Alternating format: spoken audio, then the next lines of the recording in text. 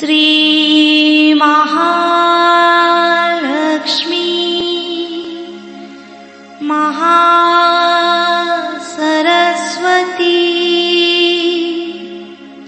महाकाली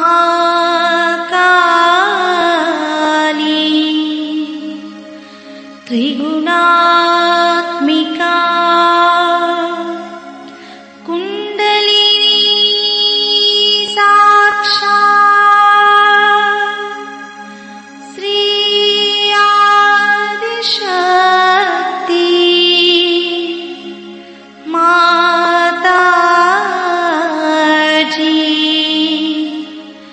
श्री निर्मला देवी नमो नमः।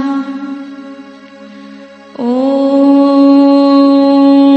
त्वमेव साक्षात् श्री कल्की साक्षात् श्री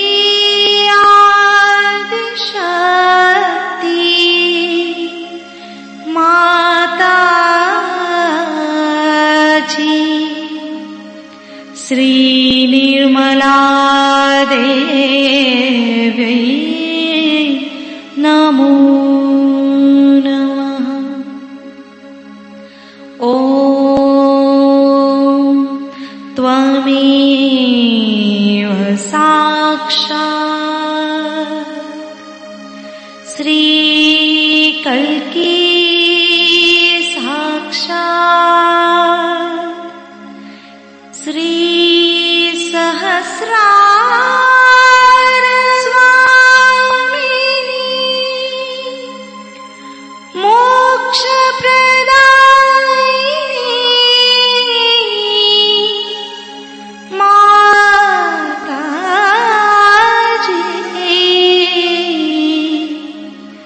श्री निर्मला देवी नमो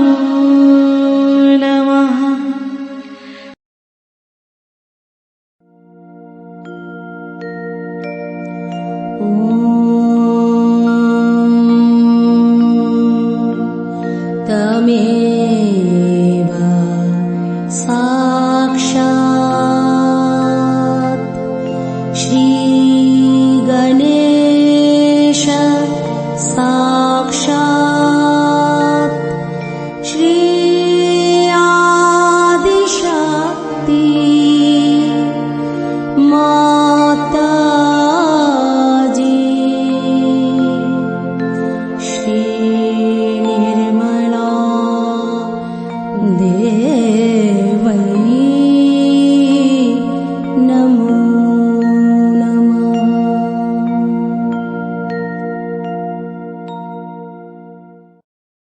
जय श्री माता जी।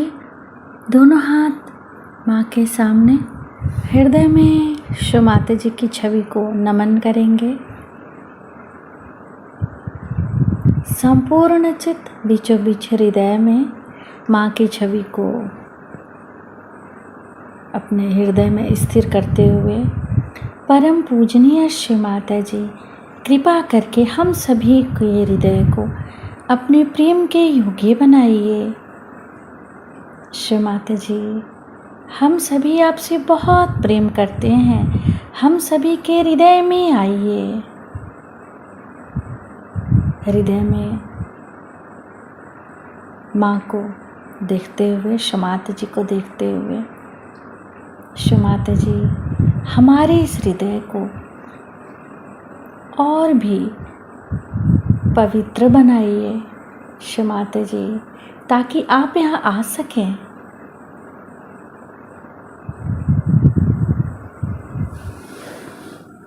धीरे धीरे अपने संपूर्ण चित्त को दोनों हाथों पे, एक एक अंगुलियों पे, श्री माता जी हम सबको क्षमा कर दीजिए, हम सभी अज्ञानी हैं।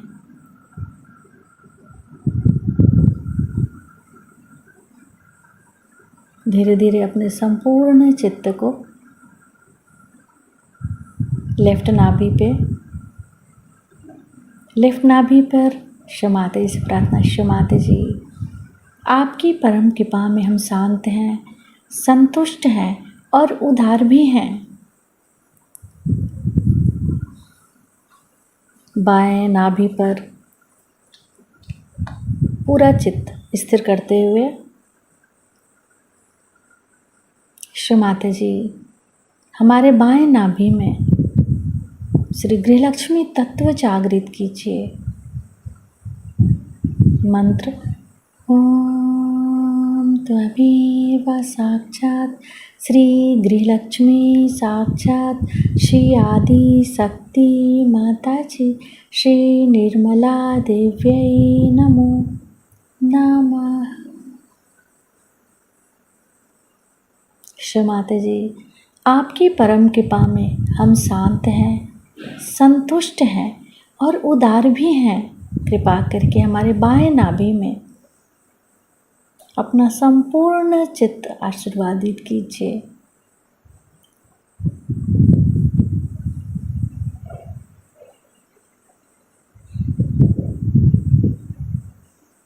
बाएं नाभि पर ही अपने संपूर्ण चित्त को रखते हुए क्लॉकवाइज घुमाएंगे चित्त को।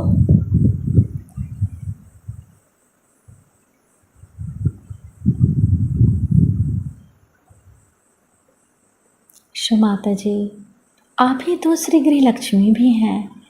कृपा करके हमारे बाएं नाभि में जागृत हो जाइए। धीरे धीरे अपने संपूर्ण चित्त राइट हार्ट पे, फिर लेफ्ट विशुद्धि,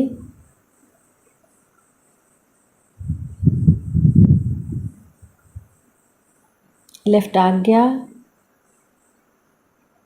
सहस्त्रार।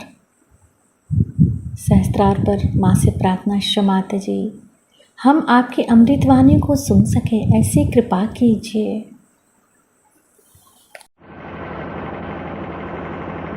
कलकत्ता की आप लोगों की प्रगति देखकर बड़ा आनंद आया और मैं जानती हूँ कि इस शहर में अनेक लोग बड़े गहन साधक हैं। उनको अभी मालूम नहीं है कि ऐसा समय आ गया है जहाँ वो जिसे खोजते हैं उसे पाले। आप लोगों को उनके तक पहुँचना चाहिए और ऐसे लोगों की खोज भी रखनी चाहिए जो लोग सत्य को खोज रहे हैं। इसलिए आवश्यक है कि हम अपना विस्तार चारों तरफ करें, लेकिन उसी के साथ हमें अपनी भी शक्ति बढ़ानी चाहिए, अपना भी जीवन परिवर्तित करना चाहिए, अपने जीवन को भी एक अटूट ज्योति जैसे प्रज्वलित करना चाहिए। इसे लोग देख करके पहचानेंगे कि ये कोई विशेष व्यक्ति, इस व्यक्ति में कोई न कोई विशेष बात है। इतना ही नहीं, किंतु जब आप अपनी शक्ति का उपयोग करेंगे तो लोग यही समझेंगे कि ये लोग सिर्फ बातें नहीं करते हैं, किंतु जो कुछ कहते हैं वो कर भी सकते हैं। इस पर मैं ये कहूँगी कि ध्यान धारणा करना बहुत जरूरी है। कलकत्ता भी एक बड़ा व्यस्त शहर है और इस व्यस्तता में, इस शहर की व्यस्तता में मनुष्य जूझ जाता है, उसको समय कम मिलता है। ये भी बात सत्य है, किंतु ये जो समय हम अपने हाथ में घड़ी की तरह बांधे हैं, ये समय सिर्फ अपने उत्थान के लिए और अपने अंदर के प्रगति के लिए है। हमें अंदर की प्रगति जब प्राप्त करनी है, हमें अगर अंदर से अपने को पूरी तरह से जान लेना है तो आवश्यक है कि हम थोड़ा समय इसके लिए अवश्य रोज दें। जो लोग रोज ध्यान धारणा करते हैं शाम के वक्त और सवेरे थोड़ी देर, उनमें और जो नहीं करते उनमें बहुत अंतर आ जाता है। विशेषकर जो लोग बाह्यतः बहुत कार्य कर रहे हैं, सहयोग के लिए बहुत मेहनत कर रहे हैं और इधर उधर जाते हैं, लोगों से बातचीत करते हैं, लेक्चर देते हैं, समझाते हैं, उनकी जो रूहानी शक्ति है, जो दैवी शक्ति है, वो धीरे धीरे कम होती जाती है। इसलिए और भी आवश्यक है कि ऐसे लोग ध्यान धारणा आवश्यक है। और ध्यान धारणा करने के लिए कोई विशेष कार्यक्रम नहीं होता है। सोने से पहले आप थोड़ी देर ध्यान कर लें और सवेरे नहाने के बाद थोड़ी देर आप ध्यान कर लें, यही काफी है। लेकिन जब ध्यान होता है तो कैसे पहचाना जाएगा कि आपका ध्यान ठीक हुआ? ध्यान करते वक्त आपको निर्विचारिता पहले स्थापित करनी चाहिए। उस वक्त आपको ये नहीं यन्नेति इस तरह से अपने विचारों को वापस कर देना चाहिए।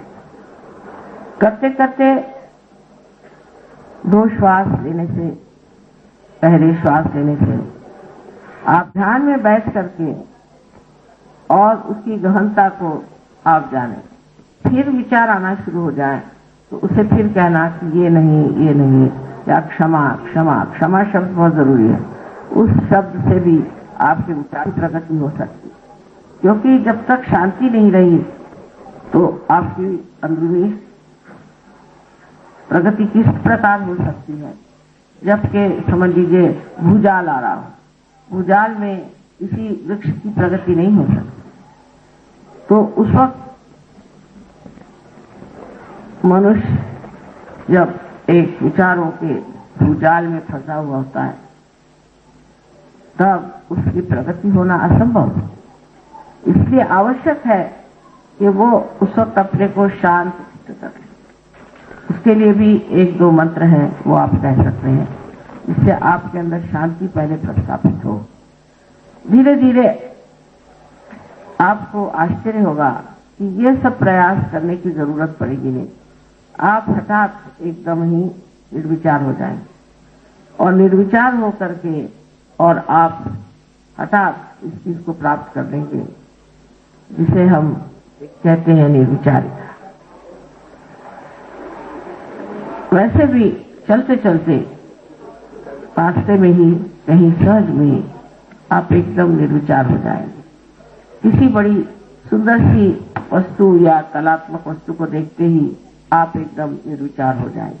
धीरे धीरे ये आदत बढ़ती जाएगी और निर्विचारिता की अवधि जैसे जैसे बढ़ेगी ऐसे ऐसे आपकी अंदरूनी प्रगति होती रहेगी। माने ये कि आप एक दालान में अपने आ गए, लेकिन और दालान में भी आपको जानना है और पहचानना है अपने को। इसलिए आवश्यक है कि आप ध्यान धारणा में गहन उतरे। उसकी पहचान ये है कि जब आप ध्यान धारणा से उठेंगे तो आपका मन नहीं चाहेगा कि उठें। थोड़ी देर आप फिर उसी ध्यान में लगे रहेंगे। आपको ऐसा लगेगा कि अभी बड़ा आनंद आ रहा है, थोड़ी देर बाद एकदम से आप नहीं उठ सकते। जब ध्यान धारणा के बाद एकदम अगर आप अपना चित्त किसी और चीज की ओर ले जा सकते हो, जैसे खाना खाना है या सोना है या बाहर जाना है, कोई सी भी चीज, तो समझना चाहिए कि ध्यान नहीं लगा, क्योंकि ध्यान से छूटना जरा सा कठिन काम है।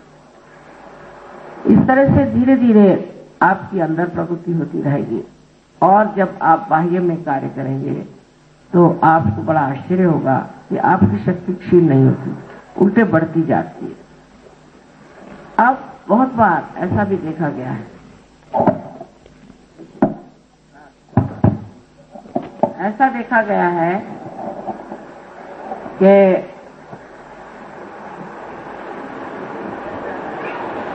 लोग फौरन उसी वक्त पार होने के बाद ही दूसरों को जागृति देना शुरू, और फिर उनमें कैचेस आ जाते हैं। असल में कैचेस होते नहीं हैं, जैसे कि किसी बैरोमीटर में या किसी यंत्र में आप जान सकते हैं कि यहाँ धुआं निकल रहा है, कि यहाँ प्रकाश हो रहा है, उसी प्रकार आप भी अपने अंदर सब कुछ जान सकते हैं। किंतु अगर आप उससे अगर पीड़ित हो या उसमें तकलीफ हो जाए तो बेहतर है कि आप कुछ दिन के लिए अपनी प्रगति साधने करें और एक तरह का निर्वाज्य स्वभाव आ जाना चाहिए, माने डिटैचमेंट आना। फिर आपको पकड़ नहीं आती। आप कितने भी लोगों पे हाथ चलाएं, कितनों को भी जागरूक भी कुछ भी कार्य करें, कितनी भी बीमारियां ठीक करें, आपके अंदर उसका कोई असर नहीं आए। पर यह दशा आए बगैर ही अगर आप लोगों पर हाथ लगाने लगे तो बड़ी मुश्किल हो जाएगी। दूसरी बात यह है कि आप लोग पार हो गए और आपकी एक स्थिति आ गई, आप बहुत ऊंची स्थिति में आ गए, बड़ी कठिनाई से ये बात होती है। तो आपको ऐसे लोग मिलेंगे जो अभी अभी सहयोग में आए हैं, वो समझ लेना चाहिए कि अभी आए हैं और उन पे कोई भी आक्रामक बात नहीं करनी चाहिए। अपने प्रेम से, बड़े जतन से संभाल करके, हो सके तो कुछ खिलाने पिलाने की भी व्यवस्था करिए, इससे वो लोग आपको इतना भयंकर न समझे, क्योंकि साधु संत लोग तो हाथ में डंडा ही लेके बैठते हैं। उस प्रकार नहीं होना चाहिए। होना चाहिए इस तरह से कि वो अपने को ये सोचे कि हम ऐसी स्थिति में आ गए जहाँ सब हमारे बिल्कुल भाई बहन आप इष्ट हैं, और उससे ही उन लोग जम सकते हैं। और अधिकतर मैंने देखा है कि एक आध दो आदमी ऐसे आ जाते हैं सहयोग में कि जो लोगों को बहुत ज्यादा डिसिप्लिन सिखाए, यहाँ नहीं खड़े हो, वहां नहीं खड़े हो, ऐसा नहीं करने का, वैसा नहीं करने का। खास सहयोग में डिसिप्लिन कोई नहीं, क्योंकि आपकी आत्मा इतनी प्रकाशवान है कि उसके प्रकाश में धीरे धीरे आप स्वयं ही अपने को देखते हैं कि मुझ में ये बड़ा ईगो था और मैं इस तरह से करता था, मेरे में ये गलतियां थी, ये था, और धीरे धीरे आप अपने ऊपर हंसने लग जाते हैं। आप सोचते हैं कि अरे कितना पागल था मैं, क्या ये इतना बड़ा यहाँ आनंद का सागर पड़ा था, इसको छोड़ के मैं कहाँ फंसा हुआ। तो धीरे धीरे आपने जैसे अपनी प्रगति को प्राप्त किया, ऐसे वो लोग भी अपने प्रगति को प्राप्त धीरे धीरे कर लेंगे। लेकिन इससे कोई डिसिप्लिन आत्मा का क्या होगा? जब प्रकाश ही आ गया तो आप जानते हैं कि प्रकाश में किस तरह से चलना चाहिए, किस तरह से रहना चाहिए, किस तरह से समझना चाहिए। और ये प्रकाश आपके व्यवहार पर भी पड़ता है और दूसरों के व्यवहार पर। अधिक आप अपने को जैसे देखते हैं, जैसे कोई प्रतिबिंब सा होता है। आप देखते हैं मुझ में ये खराबी है, वो खराबी है, तो बेकार चीजें से फेंक देना चाहिए। समझ लीजिए अगर इस साड़ी में कहीं अगर दाग लगा है और हमें दिखाई नहीं देता तो हम मानेंगे ही नहीं, पर जैसे ही हमें दिखाई देगा हम चाहेंगे कि इसे साफ कर डालें। इसी प्रकार ये जो देखना मात्र है, इसकी व्यवस्था होनी चाहिए। सहयोग में एक स्थिति जिसे हम कहते हैं साक्षी स्वरूपत्व प्राप्त होता है। साक्षी स्वरूपत्व में ये बात है कि आप किसी चीज की ओर देखते मात्र, उसके बारे में सोचते ही नहीं। कोई भी आपके अंदर उसकी रिएक्शन, प्रतिक्रिया नहीं आने देती। जैसे कि अब हम आए, यहाँ हमने देखा बड़ा सुंदर सब सजावट है, बड़ी सजावट है, अब इसे देखते मात्र रह गए। तो जिसने इसे बनाया, जिसने इसे सजाया, उसने जो अपना प्रेम और जो इसमें आनंद डाला है, वो पूरा निराकार आनंद जो कि साकार यहाँ हो गया, फिर से निराकार बन करके, और आपको ऐसा लगेगा कि जैसे कोई गंगा आपके सर से बह रही आनंद, एकदम उसे देखते ही आप प्लावित हो जाए। तो निरंजन देखना, निरंजन देखना माने ये कि किसी चीज की ओर देख करके उससे कोई सी भी प्रतिक्रिया न होना, बगैर किसी प्रतिक्रिया के उसे देखना मात्र, ये सबसे बड़ी आनंददायी चेष्टा है। इससे बढ़ के और कोई आनंददायी चेष्टा नहीं कि आप में कोई भी उसके प्रति लालसा नहीं हो। अच्छा, जैसे समझ लीजिए अब एक यहाँ कारपेट बिछा है, बहुत अच्छा बिछा है, और हमारे इसके प्रति एक हम कोई क्रिया करें तो हम ये सोच सकते हैं कि भाई ये अगर मेरा है तो चिंता हो जाए कि कहीं जल न जाए, ये न हो वो न हो। अच्छा, मेरा नहीं नसीब, क्योंकि उससे आधी तो आपकी परेशानी दूर हो जाएगी कि मेरा तो है नहीं, जिसका होगा वो देखे। अच्छा, अब अगर दूसरे का है तो उसको देखने पर भी आपको लगेगा कि ये कितने का होगा, कितने का खरीदा होगा, इनके पास कहाँ से इतना पैसा आया, ये हुआ वो हुआ, ऐसी बातें भी आ सकती। और उससे आगे ऐसी भी बातें आ सकती कि अगर मैं लेना चाहूँ तो कहाँ से लूंगा, तो विचार ही आते रहेंगे। तो विचार पहाड़ के जैसे बीच में आ जाए तो इसका जो आनंद था, जिसने बनाया उसका आनंद तो आपको मिला ही। इसलिए निर्विचारिता में आने पे जैसे कि कोई सरोवर एकदम शांत, उसमें एक भी लहर न हो, कोई लहर न हो, कोई तरंग न हो, ऐसे शांत अपना मन हो जाए, और उस शांत मन में, उस सरोवर में जितना उसके चारों तरफ बना हुआ निसर्ग, सुंदर निसर्ग है, जो कुछ भी सुंदरता है वो सारी उसमें पूरी की तरह झांक, पूरी की पूरी झांके, उसमें पूरी की पूरी प्रतिबिंबित हो और दिखाई दे, ऐसा ही आपका मन हो जाए। और जैसे ये आपका मन हो जाए, आप आश्चर्य हो जाए, आपको लगेगा कि मैंने कभी ये देखा ही नहीं, हर वस्तु में इतना आनंद है, मैंने कभी देखा ही नहीं, किसी मनुष्य में इतना आनंद है, ये मैंने कभी देखा ही नहीं और जाना ही नहीं। कलकत्ते की बात है, जब मैं अमेरिका जा रही थी पहली मर्तबा, तो हम एक होटल में ठहरे थे। वहां पर एक महाशय आए मुझसे मिलने, और वो मेरे पैर पे गिर पड़े। उनके अंदर एकदम जागृति हो गई और बहुत जोरों में जागृति। तो जो लोग हमारे साथ आए थे दूसरे कमरे में थे, वो सब दौड़े दौड़े चले आए। मैंने कहा क्या हुआ? अरे पता नहीं, इतने जोर की चैतन्य की लहरियां आई कि हमने कहा पता नहीं माँ के कमरे में क्या हो रहा है। और कुछ नहीं, एक बड़ा महानुभाव ही कहना चाहिए, एक बड़ा परमात्मा को खोजने वाला साधन मेरे चरणों में था, और कोई बात नहीं थी, पर उसके जो कुछ भी क्रिया हुई अंदर में, जो कुछ भी उसके साथ घटित हुआ, वो इन सब को एकदम हलचल सी लगी। इतने चैतन्य की लहरियां क्यों आई, जैसे कोई पूजा हो रही। तो ये मानस पूजा ही क्यों? तो वो लोग आए, आते साथ उन्होंने देखा, बड़े खुश हुए, सबको गले से लगा लिया। उस आदमी को जानते नहीं, उसका नाम जानते नहीं, वो कौन है, कौन से गांव से आया है, इसलिए आया, किसको जानते, एकदम गले से लगा लिया। सब बड़े तो आह्लादित हो गए, माने जैसे कि इतने ही गुलाब के फूलों की वर्षा इन पे हो गई। और मैं देखती रह गई, तो ये भी नहीं पूछा तुम कौन हो, क्या हो, कैसे आ गए। इस प्रकार आपकी स्थिति हो जाएगी कि आप जब दूसरे सहयोगियों से मिलेंगे तो आपको बड़ा एक ऐसा अनुभव होगा जैसा कि कोई मैं मुझसे ही मिल रहा। इस पर एक नामदेव की बात बताऊंगी आपको। नामदेव एक कवि थे और एक बड़े भारी साधक, और कहना चाहिए कि आत्म साक्षात्कार में बहुत ऊंचे उठे हुए एक संत थे। उन्होंने वो एक दर्जी थे और एक दूसरे संत थे, उनका नाम था गोरा कुमार, जो कि कुमार का काम करते। तो ये एक दर्जी थे, वो कुमार थे। तो ये मिलने गए कुमार को, तो कुमार साहब मिट्टी अपनी लेकर के उसको पैर से रौंद रहे थे कि उनको कुछ तैयार करना होगा, कोई सामान, उसकी मेहनत हो रही थी। उसके सामने जाते ही एकदम हठात ऐसे खड़े हो गए और देखने लगे। तो गोरा कुमार ने कहा क्या देख रहे हो? पहले मराठी में है कविता, लेकिन कविता का अर्थ यह है कि मैं तो यहाँ निर्गुण देखने आया था, चैतन्य देखने आया था, वो तो सारा निर्गुण साकार हो, सारा निर्गुण साकार हो गया। इस तरह की समझ और इस तरह की सूझबूझ एक संत कोई दूसरे संत के लिए हो सकता। आज तक तो मनुष्य द्वेष, ईर्ष्या इसी में रहता है, लेकिन जब सहयोगी हो जाता है तो उसको दूसरा सहयोगी ऐसा लगता है कि मैंने जो निर्गुण को जानना था वो ये सगुण में खड़ा हुआ, ये निर्गुण है। कितनी ऊंची पदवी उन्होंने गोरा कुमार को दी और वो पहली मर्तबा उनको मिले थे। इस प्रकार आपसी प्रेम जो है ये बड़ा सूक्ष्म, बड़ा गहन और बड़ा आनंददायी हो जाता है।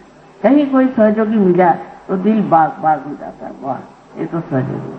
इसी प्रकार एक और किस्सा है जहाँ की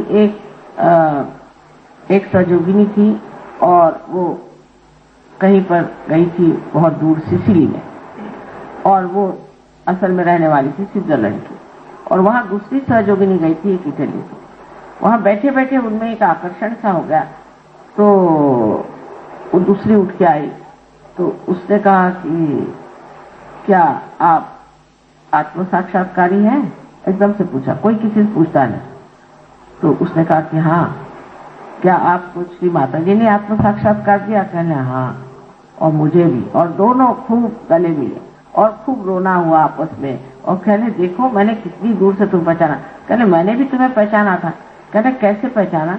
कहने पता नहीं क्या अंदर से ही एकदम लगा कि तुम आत्म साक्षात्कारी हो और तुम सहयोगिनी हो, और मैं एकदम से तुम्हारे और देख रही थी और तुम खुद ही उठ के चली आई, और इस तरह से।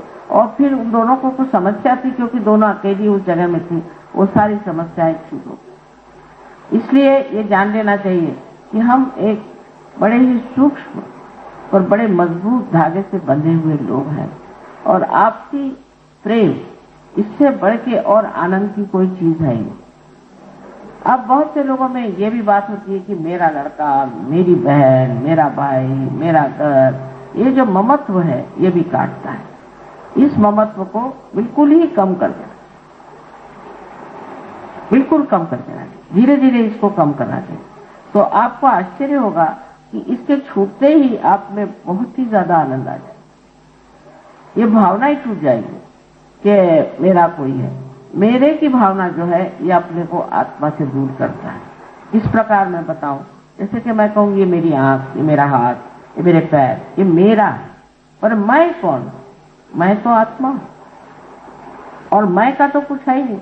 मैं जो है वो अपना अलग खड़ा हुआ है। ऐसा तो हम नहीं कहते कि ये मेरा आत्मा है। तो ऐसा जब कोई कहे कि मेरा आत्मा है तो समझ लेना चाहिए कि वो सहयोगी नहीं।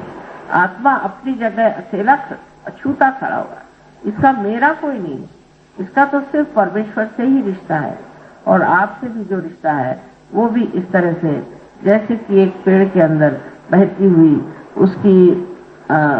उसके अंदर बहता हुआ रस, पेड़ के अंदर बहता हुआ रस हर जगह जाता है, हर जगह उस रस से प्लावित करता है, पत्तियों को देगा, पेड़ को देगा, और ऊपर जाकर के फिर उसकी जो शाखाएं हैं उन्हें देगा। उसके बाद वो फूलों को भी और फलों को भी रस देकर वापस लौटाता है। सबको रस देता है, लेकिन किसी में चिपकता नहीं। जहाँ वो कहीं चिपक जाए समझ लीजिए कि उसको ऐसी इच्छा हो कि चलो ये फूल बहुत अच्छा है और ये मेरा है, इसमें मैं चिपक जाऊं, वहीं का रह गया तो वो पेड़ तो मर ही जाएगा और वो फूल भी मर जाएगा। ये प्रेम की हत्या है, और इसलिए मेरेपन से एकदम छुट्टी लेनी चाहिए। जैसे ये छुट्टी आपको मिलेगी आप बड़ा आश्चर्य में हो जाएंगे कि आप जो एक बिंदु मात्र थे, एक बूंद मात्र थे, वो सागर हो गए, क्योंकि ये आपकी परिधि है, ये आपको बांध लेती है, ये आपकी मर्यादाएं हैं, ये सारी टूट करके आप अमर्याद हो जाते हैं। और इसी अमर्यादिता में जो आनंद है, क्योंकि फिर आप समुद्र के साथ उठते हैं और गिरते हैं और डोलते हैं, मजे में रहते हैं। फिर आपको ये फिक्र नहीं कि आगे क्या होगा, पीछे क्या होगा, हो गया। ये रहता है कि इस वक्त तो मजे में है और वही वक्त सबसे बड़ा है। इसी तरह से मनुष्य वर्तमान में आ सकता है। मैं का छूटना बहुत जरूरी है, मेरा छूटना बहुत जरूरी है, इस ममत्व को छोड़ना बहुत जरूरी है। और जब ये ममत्व छूट जाता है तब एक बड़ा आंदोलन आपके अंदर हो जाता है, और उस आंदोलन से ही आप अत्यंत शक्तिशाली हो जाते हैं, अत्यंत शक्तिशाली हो जाते हैं। और वही शक्ति जो है कार्यान्वित होती है, और वही सामूहिकता में एक बड़ा भारी कार्य करने वाली है, और सारे संसार का उद्धार भी उसी शक्ति के द्वारा हो सकता है। ऐसे जितने भी बूंद हैं उनको अब सागर बनने की जरूरत है। एक नया दौर शुरू हो रहा है, सहयोग में भी एक नया दौर आज शुरू हो रहा है। मैं कहूँ कलकत्ते में भी शुरू हो रहा है, हर जगह शुरू हो गया है। वो ये दौर है कि अब हम एक बड़े ही आंदोलन में आ गए, जहां हमें अपने प्रश्न नहीं रहते। अब हमारे लिए हमारे अपने प्रश्न नहीं रह गए, पर सबके प्रश्न हमारे प्रश्न हो, सारे संसार के प्रश्न हमारे हो। और इसके लिए एक प्रगल्भता चाहिए, एक बड़प्पन चाहिए, एक ऊंचाई चाहिए, जिससे कि आप सारे प्रश्नों को ठीक से देख सकें और उसका हल दे सकें। अब इसकी जिम्मेदारी सब आप लोगों पर है, आप लोगों पर है। ये समझ लीजिए कि सारे सहयोगियों की जिम्मेदारी बहुत ज्यादा है। यही नहीं कि आप खुद सहयोग से लाभ उठाएं, उसका फायदा उठाएं, उसमें रजें, उसमें मजाक करें, ये सिर्फ नहीं है। इसमें ये है कि यही सब कुछ है, ये सबके घर घर में पहुंचना है और सबको ये आनंद देना है। और अगर ये कार्य करते वक्त आप लोगों ने किसी तरह से कमजोरी दिखाई या किसी तरह से ढिलाई की, तो आप इसके लिए जिम्मेदार हो जाएंगे और ये बात बहुत गलत हो जाएगी। इसलिए सहयोग में पनपे हुए लोगों को चाहिए वृक्ष की तरह खड़े हो जाए। और मुझे आशा है कि अगले साल तक बहुत बड़ा कार्य यहाँ कलकत्ते में होने वाला है। मुझे सारे हिंदुस्तान में कलकत्ते से सबसे ज्यादा आशा है। क्यों तो मैं बता नहीं सकती आज, लेकिन एक दिन जरूर बताऊंगी कि इसलिए मैं इस कलकत्ते को बहुत बड़ी भारी चीज समझती हूँ और ये जानती हूँ कि इसी कलकत्ते में सारे हिंदुस्तान का मर्म फंसा हुआ है। इसलिए जरूरी है कि आप लोग खड़े हो जाएं और इस कलकत्ते की जो पार्श्वभूमि उसे समझते हुए आप आगे हो बढ़े और अपनी प्रगति करें, औरों की प्रगति करें और एक अपने व्यक्तित्व को विशाल बनाए। जब भी आपके अंदर विचार है कि मेरा बेटा ऐसा है, मेरी बेटी ऐसी है, मेरा घर ऐसा, कोई भी मेरा विचार है, उसको कहना तुम दूर रहो, अब मेरे व्यक्तित्व में बैठती है, मेरा व्यक्तित्व बहुत बड़ा है और इस व्यक्तित्व में ये सब चीजें बैठती नहीं, इसको छोड़ो, इसमें कुछ रखा है और तभी आपको विशाल हो जाएंगे। और ऐसे विशाल लोगों की इस नए आंदोलन में जरूरत है और इसकी तैयारियां पूरी होनी चाहिए। आशा है ये साल आप सबको बड़ा मुबारक हो और एक विशेष साल है ये। और इस साल में मैं चाहती हूँ कि इस कलकत्ते में ही बहुत से लोग सहयोग में आएंगे, उनको संभालिए, वो संभाल करके प्यार से, आदर से, समझा करके। कभी कभी आक्रामक होते हैं, कभी कभी गलत बातें भी कहते हैं। एक तो यहाँ हर एक आदमी दीक्षित है, ये बड़ा प्रश्न है कि सब दीक्षित है, इसीलिए किसी जाल में फंसे। रशिया में सबसे अच्छी बात ये थी कि ना उनको धर्म, ना उनको कोई गुरु, ना उनके कोई दीक्षित, नहीं कुछ नहीं, सब एकदम जिसको कहते हैं कि क्लीन प्लेट होती है, उस तरह के लोग थे। तो बहुत आसान था सबको पार करा। यहाँ तो ये कि मैं इस धर्म का हूँ, मैं उस धर्म का हूँ, मैं इस गुरु का हूँ, मैं उस गुरु का हूँ, आप अपने नहीं हैं।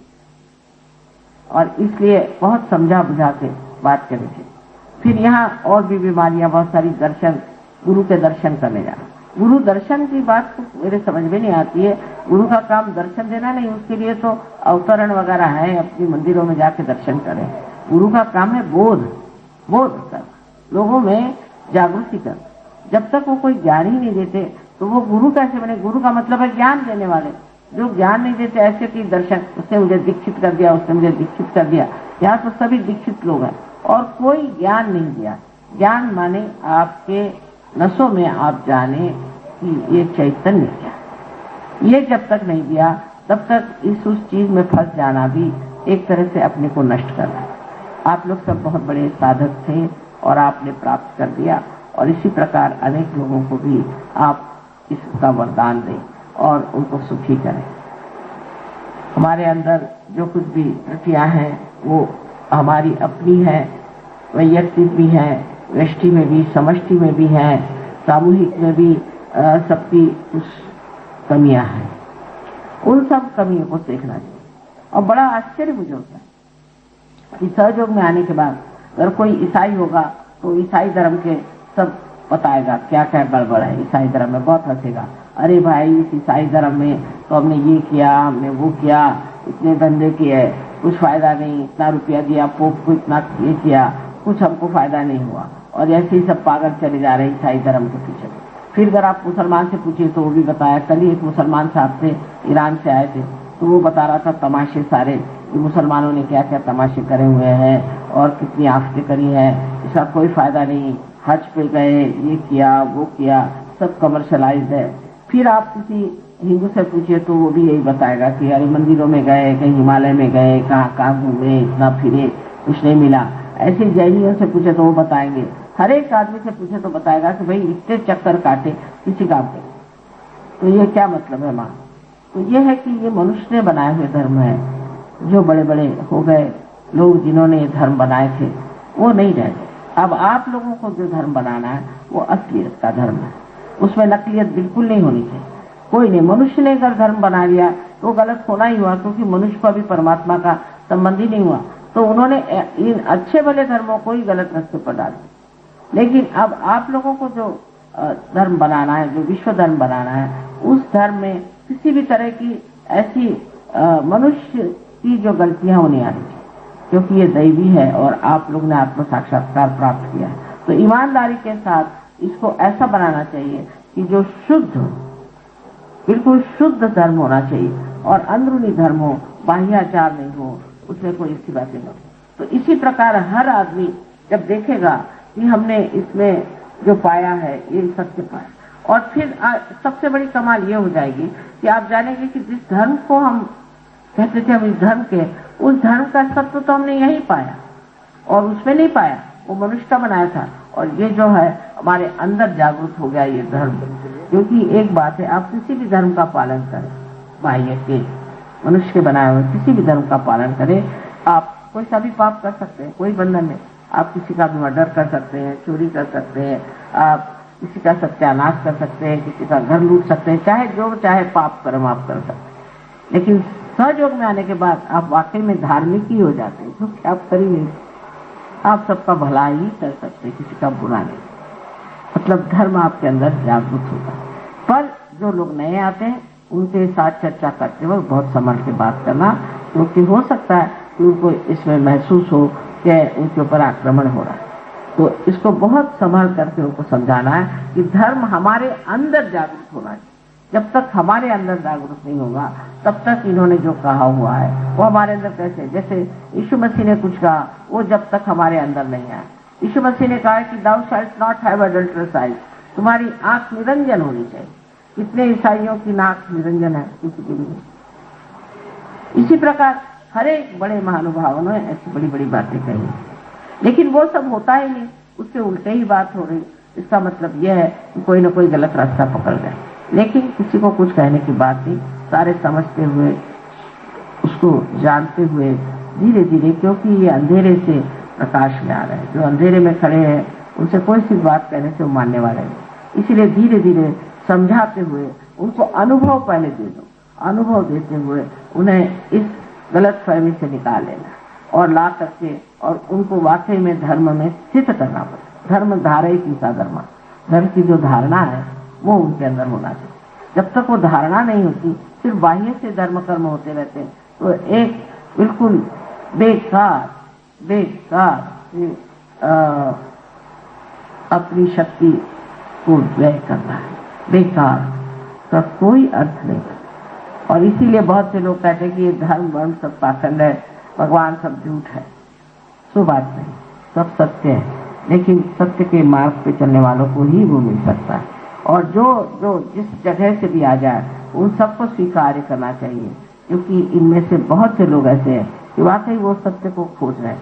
हालांकि वो सोचते हैं कि यही ठीक है, पर वो अंदर से जानते हैं इससे भी परे कोई चीज है जिससे प्रकाश मिलने वाला है। इसलिए एक तरह से आपने ये प्राप्त कर लिया कि हमें ज्योत मिल गई। अब ज्योत का कार्य क्या होता है? ज्योत जब तक जली नहीं तब तक सब काम होता है कि इसको सफाई करो, इसको ये करो, ठीक करो। जब जल गई उसका कार्य होता है प्रकाश से। तो अब आपका कार्य क्या है कि सबको आप प्रकाश दें। जिस प्रकाश को आपने प्राप्त किया वही आपको सबको देना चाहिए, और पूर्ण आत्मविश्वास के साथ, कोई घबराने की बात बिल्कुल नहीं। हमने देखा है कि छोटे बच्चे बड़े आत्मविश्वासी होते हैं और उनका आत्मविश्वास इतना जबरदस्त होता है कि वो किसी परवाह नहीं करते। उनको जो ठीक लगता है वो कहते हैं यही ठीक बात है, यही मैं करूँगा। लेकिन जब हम लोग बड़े हो जाते हैं तब जरूर दिमाग में और चीजें भरी रहती हैं, वो निकलना मुश्किल होता है और से संस्कार बहुत सारे होते हैं। तो सिर्फ ये बात समझ लेनी चाहिए कि हमें एक बहुत सूझबूझ के साथ, समझदारी के साथ एक प्रगल्भता के साथ, जिसको मैच्योरिटी होनी चाहिए, इससे बड़प्पन लेकर सबके साथ व्यवहार करें, बड़प्पन लेकर। ये नहीं होना चाहिए कि हम ये ऐसे सोचें कि हमें इन्हें ठीक करना है, लेकिन एक बड़प्पन के नाते, एक पिता माता की दृष्टि से समझ लीजिए, आपको सबसे बातचीत करनी चाहिए और प्यार दिखाना चाहिए। सबसे बड़ी चीज ये है कि ये प्यार ही की शक्ति है और इसी को प्राप्त करना है।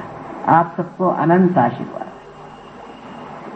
शक्ति की पूजा, आज तक आदिशक्ति की पूजा हुई नहीं, तो कलकत्ते में सोच रहे हैं कि आज आदिशक्ति की पूजा की जाए।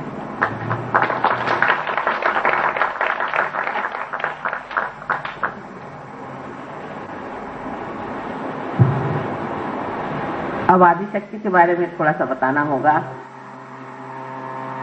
कि आदिशक्ति से ही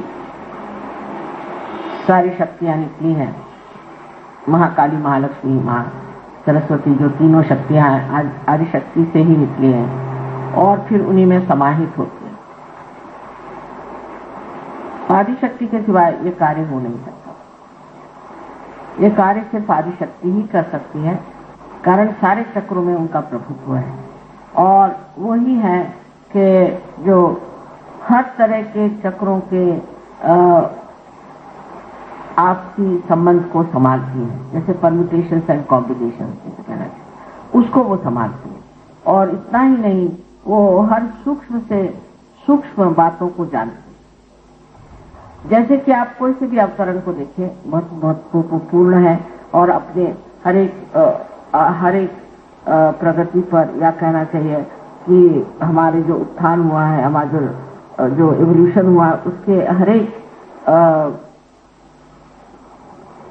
सीढ़ी पर माइलस्टोन बने खड़े हुए, लेकिन सबका एक ही प्रकार का कार्य, सबका एक ही प्रकार का कार्य था।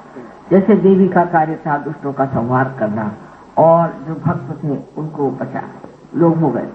इसलिए श्री राम ने लीला रचाई, श्री कृष्ण ने लीला रचाई। ये लीला है, ये सब लीला है, इसमें इतनी गंभीरता की कोई बात ही नहीं, ये लीला है, ये सब लीला।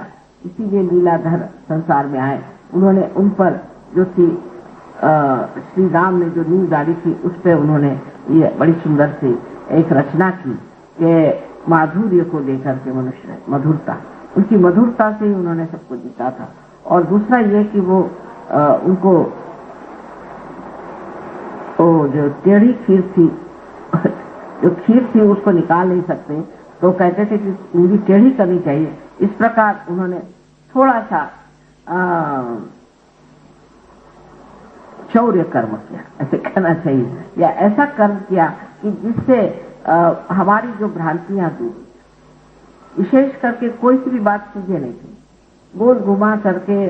और ये कृष्ण कार्य सारा ऐसा ही माना जाता है कि कृष्ण का कार्य जरा सा गोल घुमा करके, थोड़ी सी मिठास डाल करके, और वो किस तरह से अपनी चीज को कह देते। एक बड़ा ही सुंदर सा उनका अवतरण रहा।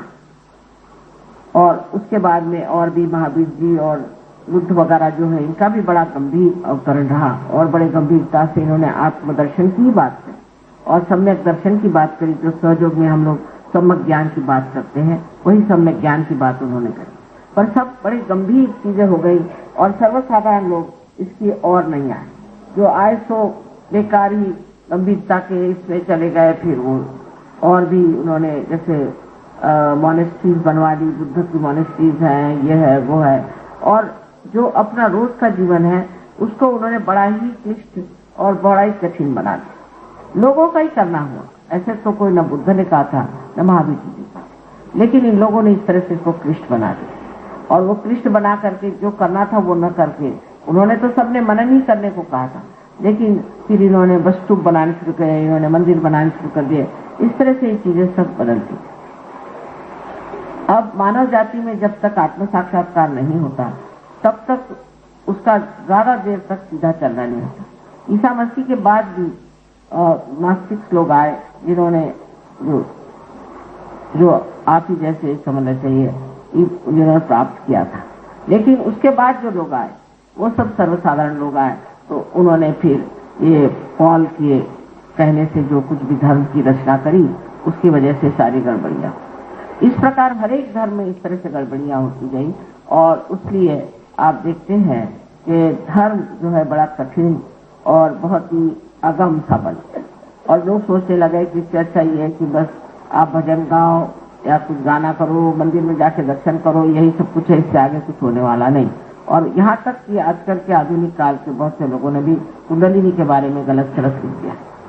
अब प्रश्न ये था कि मनुष्य को इस तरह से ये बताया जाए कि परमात्मा है और सत्य है, वो आत्मा स्वरूप है, इसलिए फिर आदिशक्ति का अवतरण जरूरी है।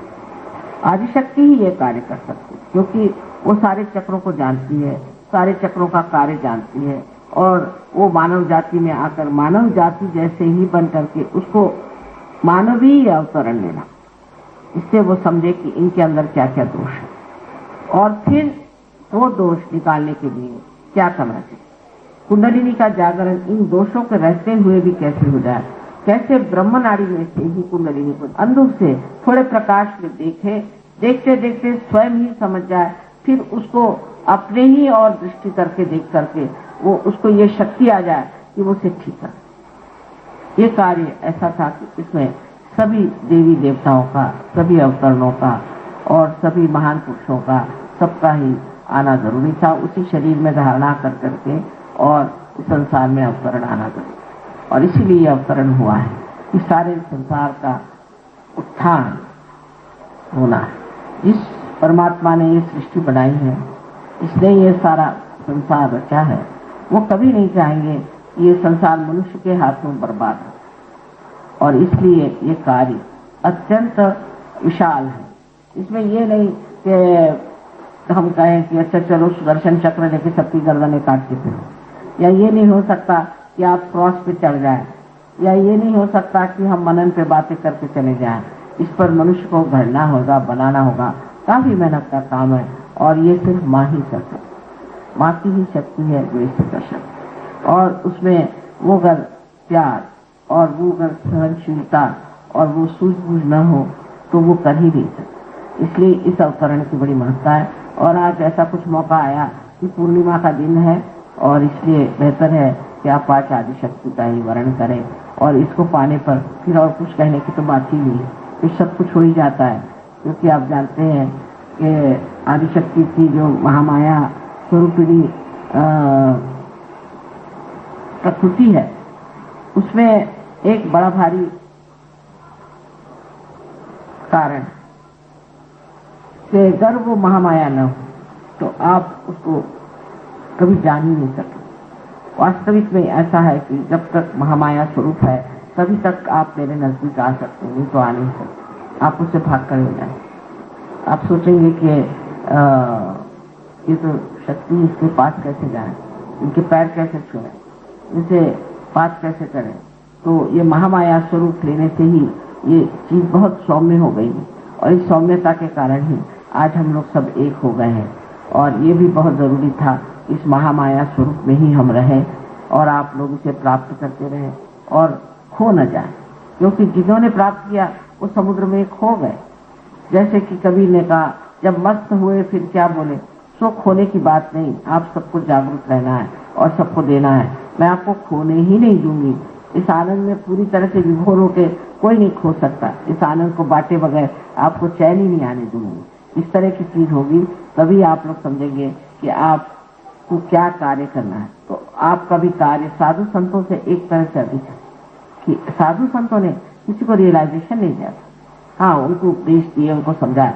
आपका कार्य है कि आप सबको रियलाइजेशन दें और उनको आत्म साक्षात्कारी बनाए और सारे संसार का इस तरह से आप उत्थान प्राप्त करें। मैंने बहुत महत्वपूर्ण और दिव्य कार्य है और इस कार्य के लिए आदिशक्ति का आना जरूरी था और उस आदिशक्ति के आगमन से ये कार्य शुरू हो गया है और बहुत अच्छे से हो रहा है।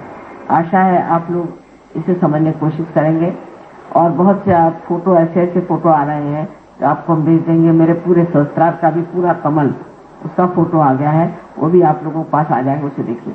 पर ये जो दूसरे लोग हैं इनको दिखाना नहीं चाहिए क्योंकि उनको विश्वास नहीं होगा, उसमें भी निकमेक निकालेंगे। आप लोग जरूर इसे देखिए और समझिए ये भी कार्य जो हो रहा है ये परम चैतन्य पूरी तरह से न जाने कितने तरह के फोटो बनाएंगे।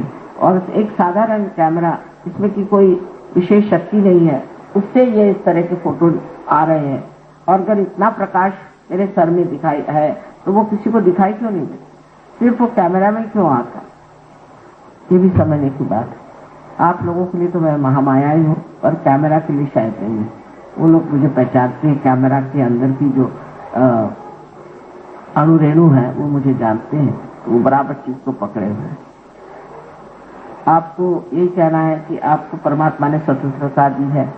इस जड़ वस्तुओं को स्वतंत्रता नहीं, वो तो परमात्मा के ही आज्ञा से चलते हैं, और पशुओं को भी नहीं है, वो भी उन्हीं की आज्ञा में रहते हैं। लेकिन आपको स्वतंत्रता दी है, उस स्वतंत्रता में किसी भी तरह की बाधा ना आए, इसीलिए महामाया स्वरूप है। इससे आपको कोई प्रॉब्लम ना हो। आपकी स्वतंत्रता में ये न लगे कि ये कौन होती है, ये कौन है। तो आप ही जैसे हम हैं, बिल्कुल हर तरह से, और पूरी तरह से आप देखिएगा कि हमें कोई ऐसी विशेष बात आप नहीं पाइएगा। सर्वसाधारण आप ही लोगों जैसे हमारा सारा व्यवहार है। और आज के दिन बड़ा अच्छा है कि आज आदिशक्ति का ही हमने आचरण किया है, और आशा है कि आज की पूजा आप लोगों